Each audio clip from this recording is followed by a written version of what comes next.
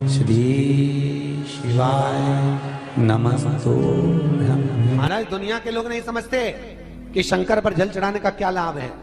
शिव महापुराण कहती है, अगर एक दिन शिव महापुराण की कथा कहती है, मंगलवार को अगर शिव जी के मंदिर में, शंकर के मंदिर में जाकर एक लोटा पानी चढ़ाया जाता है तो हमारे कार्य में उन्नति होती है। कोई व्यापार नहीं चलता हो, दिक्कत आ रही हो, तो हनुमान जी के दूसरे नंबर का भाई गतिमान का स्मरण करो। हनुमान जी के उल्टे पांव का सिंदूर लाकर गतिमान का नाम लेकर स्वस्तिक बना दिया जाए व्यापार वाली जगह पर, तो व्यापार अच्छा चलने लगता है। महाराज, कोई व्यक्ति पैसा खा गया, नहीं दे रहा, बहुत परेशान हो गए, मांग मांग कर दे गए, नहीं दे रहा, हाथ जोड़ लिया, पांव जोड़ लिया, सब कुछ कर लिया, नहीं दे रहा, तो हनुमान जी के तीसरे नंबर का भाई रतिमान, रतिमान, गतिमान रतिमान, रतिमान का नाम लीजिए। पीपल के पत्ते पर लाल सिंदूर से जो व्यक्ति पैसा लेकर गया उसका नाम लेकर बहते हुए पानी में अपनी कामना कर रतिमान का नाम लेकर छोड़ दीजिए। 15 दिन में रतिमान ऐसी उतावली मानत मचाता है कि उसको हाथ जोड़कर वो खुद फोन लगाकर बोलता, भैया तेरा मैं पैसा लौटा दूंगा। रतिमान का स्मरण किया जाता है। रतिमान, ध्यान दीजिएगा, हनुमान का एक स्मरण, पंचमुखी हनुमान का एक भाव। महाराज, जैसे बहुत ज्यादा तकलीफ अगर व्यक्ति को हो गई है, बहुत कष्टमय जीवन चल रहा है, हार गए हर जगह से और तकलीफमय जीवन चल रहा है, तो पंचमुखी हनुमान का एक शिव महापुराण का और स्कंद पुराण का एक बड़ा सुंदर मंत्र है। उस मंत्र को आप सब एक बार हमारे साथ में बोलें। ओम नमो हनुमते रुद्र अवताराय सर्व शत्रु संहारणाय सर्व रोग हराय सर्व वशीकरणाय रामदूताय स्वाहा। बस इस मंत्र को हाथ में काली तिल लेकर, एक जौ लेकर और गूगल लेकर, थोड़ा सा उसमें गाय का घी डालकर, कंडे को या अग्नि को जलाकर इस मंत्र का 11 बार 21 बार जाप कर कर अपनी कामना कर कर छोड़ दीजिए। कैसा भी रोग हो, बीमारी हो, कष्ट हो, दुख हो, तकलीफ हो, 21 दिन के अंदर वो आनंद आना प्रारंभ कर देता है। इस मंत्र, स्कंद पुराण का, शिव महापुराण का ये मंत्र मूल पंचमुखी हनुमान सुख देंगे। और एक और चीज याद रखिए महाराज, यदि कोई काम के लिए जा रहे हो, कोई व्यापार के लिए जा रहे हो या नौकरी करने के लिए जा रहे हो और लगी नहीं रही, बहुत तकलीफ पा रहे हो, सर्विस ही नहीं लग रही, बहुत कष्टमय हो गया, तो निवेदन करूंगा 5 पीपल के पत्ते पर बेसन के 5 लड्डू घर में बने हुए, गाय के घी के 5 लड्डू रख लो। उस लड्डू के बीचों बीच एक आटे का दिया और उसमें तिल्ली का तेल डालकर इसी मंत्र का प्रयोग कर कर पंचमुखी हनुमान का किसी भी हनुमान के मंदिर में जाकर, दक्षिण मुखी हनुमान के मंदिर में जाकर उसको रख कर आ जाइए। इसके बाद आप उस काम के लिए जाइए, आपका काम सफल हो जाएगा। आपको किसी को नहीं कहना पड़ेगा कि हाथ जोड़ना नहीं पड़ेगा, किसी के पांव नहीं पड़ना पड़ेंगे, तुरंत काम होगा। बस इस मंत्र का स्मरण कर कर पंचमुखी हनुमान का भूतेश्वर जो मंत्र है वो सुख देने वाला।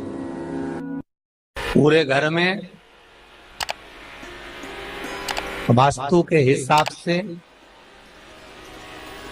केवल एक दीवार ऐसी होती है जहां पर हनुमान जी का चित्र लगाया जाए।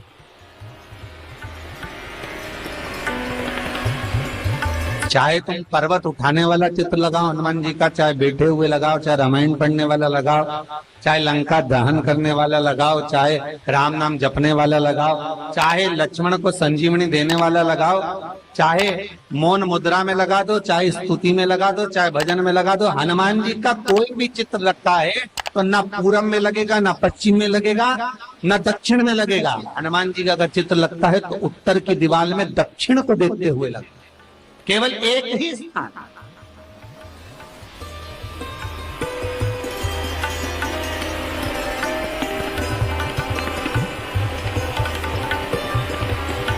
जैसे पूर्वजों के चित्र को, पितरों के चित्र को, गए हुए हमारे जीवों के चित्र को दक्षिण में विराजमान किया जाता है, उसी तरह हनुमान को उत्तर में विराजमान कर कर दृष्टि दक्षिण में कर दी।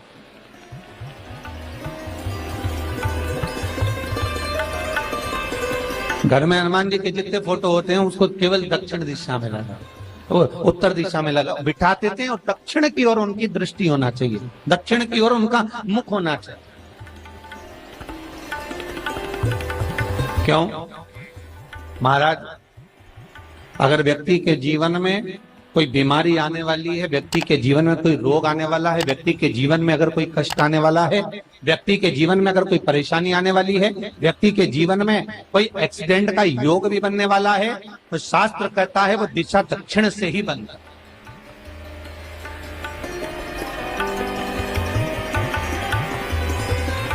ये दक्षिण जो दिशा है ये यम की दिशा। यहाँ संपूर्ण परिवार के साथ यमराज अपने आनंद में निवास करते।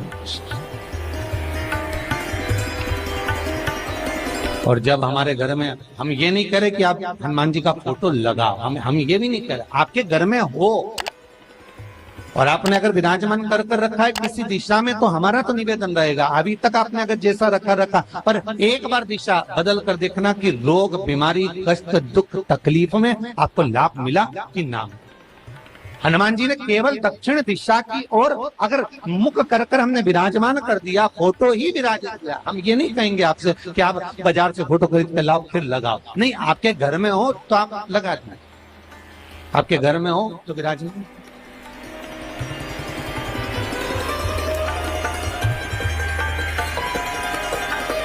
अच्छा, कितनी विपरीतता है वो भी आप जरा जानिएगा महाराज, कि शंकर भगवान के ऊपर जो जल चढ़ाया जाता है उसकी जलाधारी उत्तर में जाती है महाराज। भगवान शिव का जो जल जा रहा है वो उत्तर की ओर जा, और हनुमान जी को उत्तर में विराजमान कर मुख दक्षिण की ओर कर। क्यों? प्रबल दिशाओं में उत्तर और दक्षिण महाराज, ये जो दो दिशाएं, इनको साधने के लिए कोई देवता आगे नहीं। अगर इन दिशाओं को कोई साधने वाला है तो केवल एक देवाधिदेव महादेव ही हो सकता। काल का हरण करने वाला वो महाकाल ही हो सकता।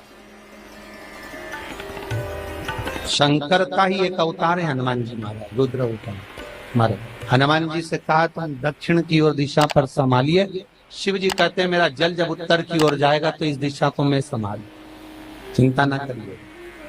जो स्मरण करने वाला होता है, भजन करने वाला होता है, कीर्तन करने वाला होता है, नाम जाप करने वाला होता है, उसका भी शास्त्र विधान कहता है, उसका भी व्याख्यान वर्णन करता है कि जैसे एक दिशा के रूप में हनुमान जी महाराज को विराजमान कर दक्षिण की दिशा पर हम विजय पर, अर्थात रोग पर, बीमारी पर, कष्ट पर, तकलीफ पर हम विजय प्राप्त कर सकते। ऐसा नहीं कि ऐसा कोई रोग नहीं जिसकी दवा नहीं है, पर जब तक भगवान की कृपा नहीं होगी तब तक कोई औषधि मिल सकती नहीं, कुछ प्राप्त नहीं हो सकता। जब भगवान करुणा करते हैं तो आप रूप कुछ ना कुछ सुख की अनुभूति हो जाती है, अपने आप सुख का भान हो जाता है। तो जैसे दक्षिण का जो स्वामी तत्व है, दक्षिण पर जो दृष्टि देने वाला श्री हनुमान जी महाराज है, इसलिए हनुमान जी को उत्तर की दीवार पर विराजमान कर उनका मुख दक्षिण की ओर रखा जाता है। वास्तु शास्त्र के हिसाब से, वास्तु नियमों के हिसाब से सारे फोटो कहीं पर भी लगा सकते हो, पर हनुमान जी का अगर फोटो तुम्हारे घर में है, हनुमान जी अगर तुम्हारे घर में विराजमान है, हनुमान जी का चित्र तुम्हारे घर में विराजमान है, तो उसका मुख दक्षिण का होगा, तो रोग, बीमारी, तकलीफ, कष्ट ये सब दूर हटते। कई लोग प्रश्न करते हैं, गुरुजी आप कहते हो कि हनुमान जी महाराज शंकर भगवान का एक अंश स्वरूप है, एक अंश। पूरी शिव महापुराण की कथा को उठाकर देखिए, स्कंद पुराण को, मत्स्य पुराण को, कूर्म पुराण को उठाकर देखिए। एक बाणासुर का चरित्र और एक श्री हनुमान जी महाराज का चरित्र बहुत सुंदर।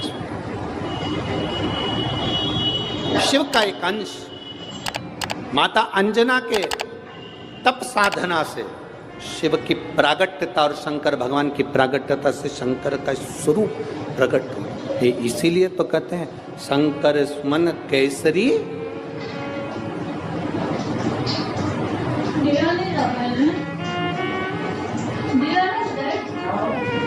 शिव का एक स्वरूप है हनुमान जी। हम तो हमेशा कहते हैं अगर आप हनुमान जी का भी दर्शन कर रहे हैं तो ये अंदाजा लगा कर रखें कि आप शंकर का दर्शन कर रहे हैं। आप शंकर का दर्शन कर रहे हैं तो ये अंदाजा लगा कर रखें कि आप हनुमान जी का दर्शन कर रहे हैं। सब एक, कोई भेद नहीं, सब एक, कोई भेद नहीं। देवताओं, आप एक बेलपत्र,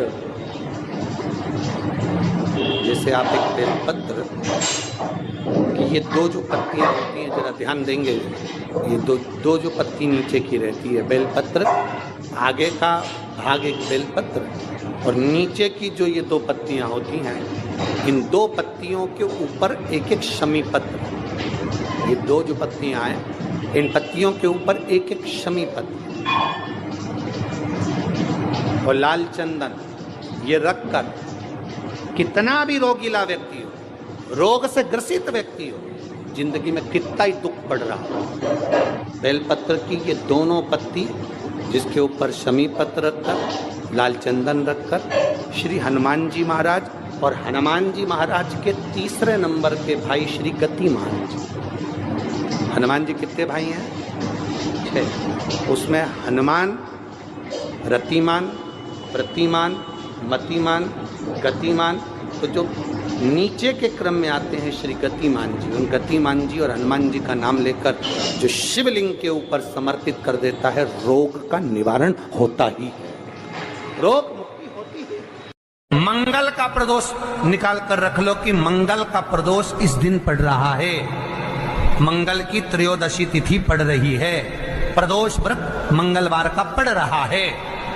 और जिन लड़का लड़की को मंगल होते हैं, जिन कन्या और वर को मंगल होते हैं, केवल शंकर भगवान के मंदिर में जाकर चौमुखी दिया, 4 बत्ती का दिया आटे का, उसमें घी डालकर लड़की शंकर भगवान के मंदिर में मात्र 7 बार शंकर पे से उतार कर 3 बार स्वतः उतार कर शिव के मंदिर में रख देती है, उसका मंगल आड़े आता ही नहीं है, मंगल नहीं आता सामने।